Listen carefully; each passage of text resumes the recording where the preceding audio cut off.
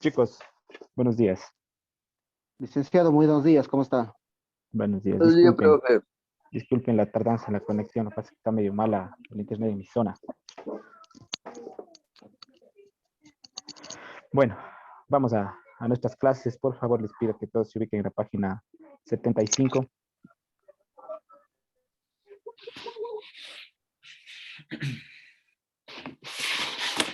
Página 75, por favor. Ubíquenos en la-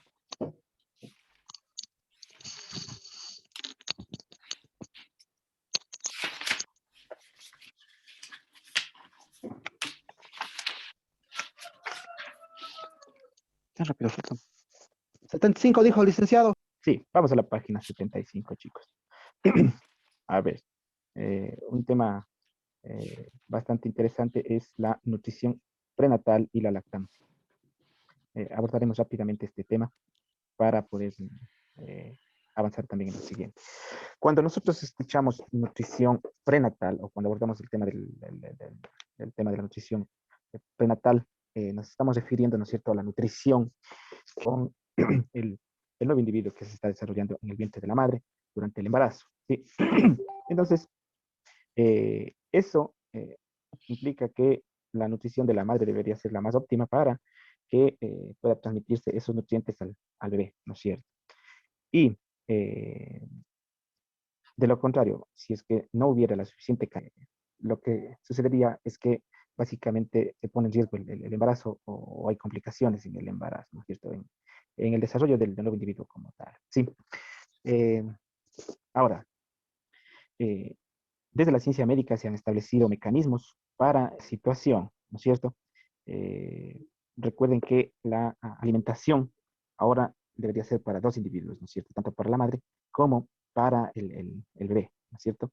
Y si es que no hay una correcta alimentación, una correcta nutrición, lo que sucedería es un riesgo de que haya parto prematuro, que el bebé nazca con bajo peso, ¿sí? E incluso pueden generarse defectos congénitos. Eso se puede evitar básicamente con educación y asesoramiento sobre nutrición.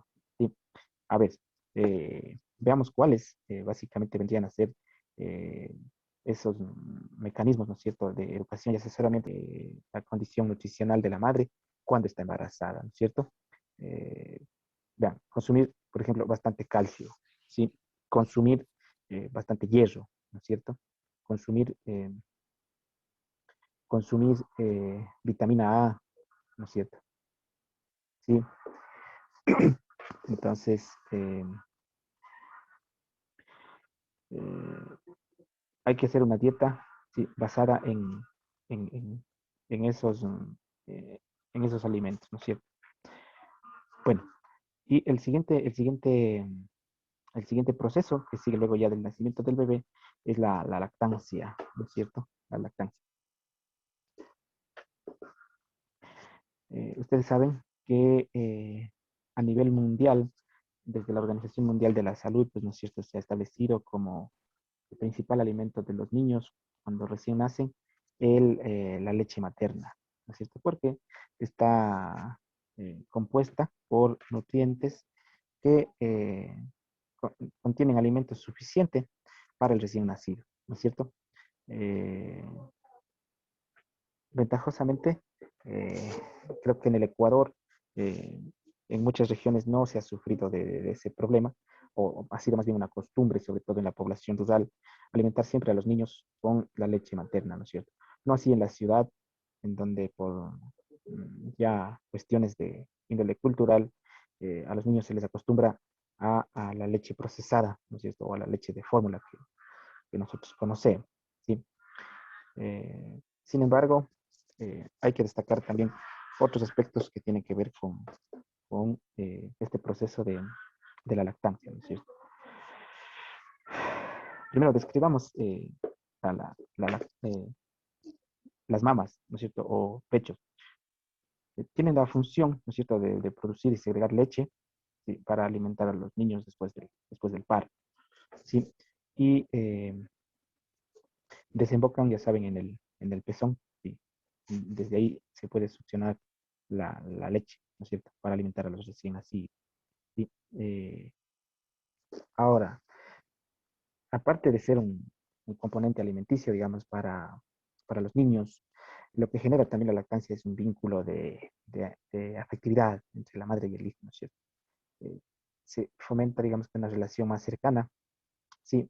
Y eso aporta fundamentalmente al desarrollo psicológico del recién nacido, ¿sí? Desarrolla un sentimiento, digamos, que de cariño, de apego, ¿sí?, desde el niño hacia su madre, ¿sí?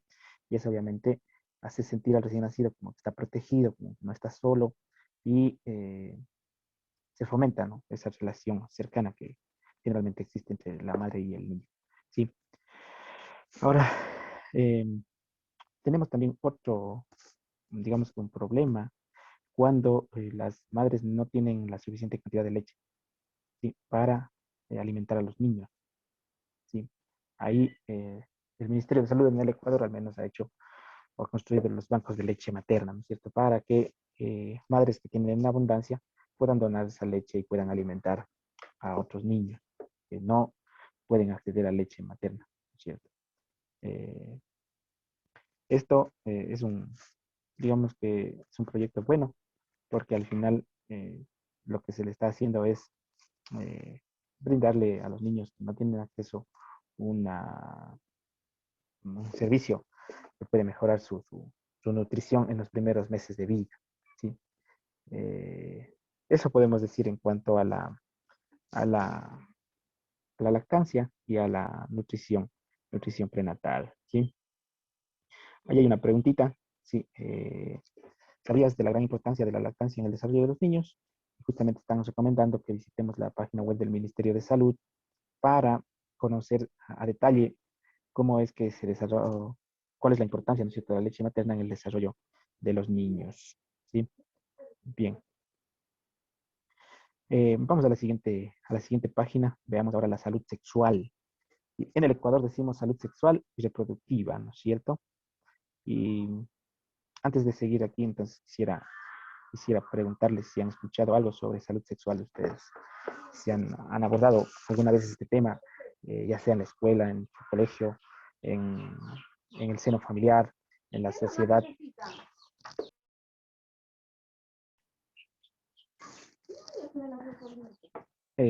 Comente. ¿Han escuchado sobre la salud sexual? Hábitos, prohibiciones, ¿han escuchado? Cuente.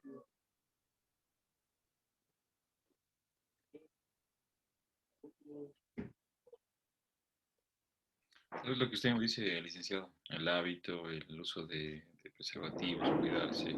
Ya, compañero Valdés dice, hace referencia, ¿no es cierto?, a métodos anticonceptivos, dice, Ajá. es parte de la salud sexual, ¿ya? ¿Alguien más ha escuchado alguna otra cosa sobre la salud sexual? Creo que en las damitas, si no estoy mal, les hacen el Papa Nicolau cada una vez al año, creo Ya, que o cada seis muy meses. bien, también Papa Nicolau dice, ya, muy bien, señor Valdés. ¿Alguien más que haya escuchado? Cuidarse, licenciado, sobre las enfermedades, todas esas cosas. En el rato de las, tener, como se dice, prácticamente las relaciones sexuales, cuidarse muchísimo por enfermedades que está últimamente, tanto el varón como la mujer, con el famoso, sí, todas cosas.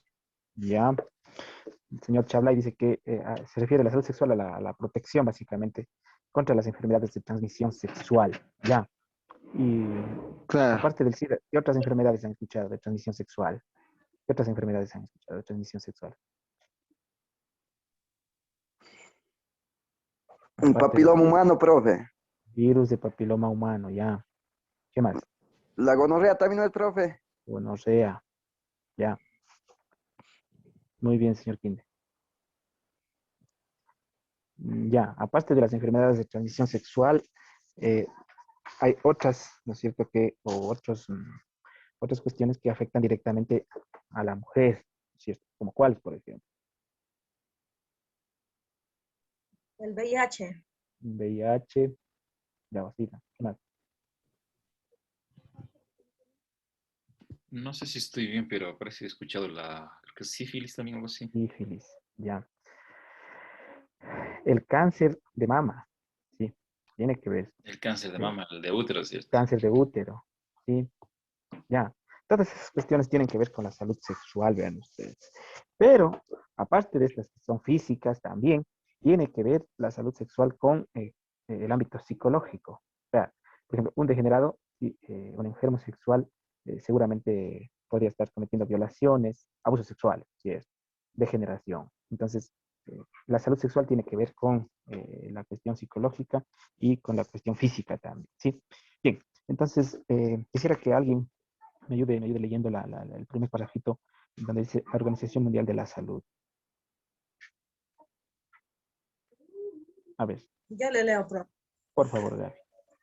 La Organización Mundial de la Salud, OMS, define a la salud sexual como el bienestar físico, mental y social en relación con la sexualidad. Requiere un enfoque positivo y respetuoso de la sexualidad y de las relaciones Ya, sexuales. muchas gracias, Gaby. Ya, esa es la clave de este tema. Sí, a ver, ¿qué es la salud sexual? Estado de bienestar físico, mental y social, ¿sí? En relación con la sexualidad, ¿ya? Requiere de un enfoque positivo y respetuoso de la sexualidad y de las relaciones sexuales. ¿Por qué decimos bienestar físico? Sí, porque si es que, bueno, no está en las condiciones físicas adecuadas, no puede tener relaciones sexuales. Me refiero a los niños, por ejemplo. Ellos no están preparados, ¿no es cierto? No están, ¿sí? Pero, sin embargo, hemos sido testigos de abuso, ¿sí? Bienestar mental, miren usted, o sea, tendría que tener una conducta adecuada, ¿sí? Para mantener relaciones sexuales.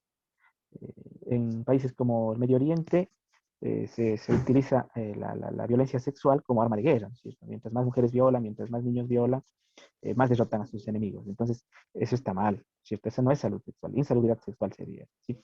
Y social. ¿Por qué social en relación con la sexualidad? Porque hay culturas, ¿sí? En donde hablar de la sexualidad es, no sé, pecado, de pronto un mito, pero está mal, ¿sí? Porque este es un proceso natural, algo tan básico como respirar, como alimentarse, ¿sí? Entonces, de lo que se tendría que tener básicamente un enfoque bastante positivo, ¿sí? Respetuoso además, ¿sí? Solo para comentarles, por ejemplo, hay culturas en África en donde a las mujeres se les extirpa el clítoris, ¿sí? A los 3 años, a las niñas, ¿sí? Eso básicamente es privarles para toda su vida que disfruten de las relaciones sexuales, ¿sí? Es decir, les dejan insensibles sexualmente para toda su vida. Y es una tradición absurda, obviamente, pero se la hace en tribus africanas. En países como la India, sí, la virginidad tendrían que perder las niñas y con algún mayor, con alguien que tenga una posición religiosa buena. Entonces está mal, sí. Entonces, ese no es un enfoque positivo ni respetuoso de la sexualidad ni de las relaciones sexuales, sí. Bien, ahora avancemos un poquito más, ¿sí? Veamos un dato importantísimo que nos da la Organización Panamericana de la Salud. Sí, a ver, solo para que tengamos en cuenta la magnitud de la importancia de la salud sexual. Vean, la población joven, es decir, desde los 10 hasta los 24 años, es un grupo de edad importante, ¿sí? Que comprende el 30% de la población de América Latina, ¿sí? Y ahí vemos nosotros que hay sexualidad precoz, ¿sí?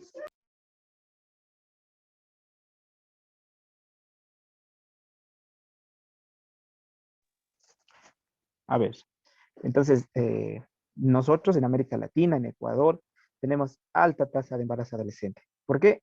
Porque hay eh, sexualidad precoz, ¿sí? Y porque no hemos tenido educación sexual, ¿sí? Para justamente prevenir o aplicar los criterios que nos dice la ciencia respecto a la salud sexual, ¿cierto? A ver, ¿y cómo enfrentar entonces esta situación que nos aqueja, ¿no es cierto? A ver, para mejorar este problema, ¿sí? Primero, es necesario abordar temas como maternidad temprana, las enfermedades o infecciones de transmisión sexual, el comportamiento relacionado con la responsabilidad, ¿sí? Y la violencia. A ver, no creo que los adolescentes estén preparados para ser padres, por ejemplo. Sí es. No. Entonces, hay que empezar concientizando por ahí. Hay que empezar concientizando de que hay riesgo de contagiarse de enfermedades que podrían llevarles a la tumba, ¿sí? Que incluso podrían darles un largo sufrimiento antes de morir. Es decir, fomentar que se viva la sexualidad con responsabilidad, ¿sí? Y tenemos que evitarnos de otra cosa que está muy arraigada en nuestra cultura, que es considerar a la sexualidad, digo, las relaciones sexuales, como que tienen un fin único que es reproducción. Eso está en el cristianismo y eso está mal. Las relaciones sexuales no se deben eh, darse solamente con fin reproductivo, ¿sí? Sino más bien es una situación emocional, primerito, ¿sí? Y no necesariamente tiene que ver con la concepción de un nuevo individuo, sino más bien, digamos que en términos generales vendría a ser el disfrute de un placer que, al que puede acceder el ser humano, ¿sí? Eh, Finalmente, decirles que las relaciones sexuales eh, tienen que ver mucho con algunas tasas de mortalidad en el Ecuador, sí, de infección incluso.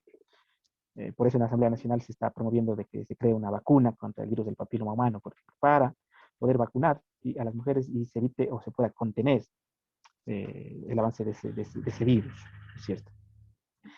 Y además, bueno, nunca está por o restando, ¿no es cierto?, el uso de protección, porque si no tiene una pareja sexual definida, es bastante posible que pueda contraer una enfermedad, ¿no es cierto? Entonces, vea que los métodos de anticoncepción, aparte de prevenir los embarazos, previenen también las infecciones de transmisión sexual, ¿sí? Entonces, tengamos en cuenta eso. En la próxima clase quizá hablaremos sobre algunos métodos para poder controlar ¿sí? Las infecciones de transmisión sexual, ¿sí?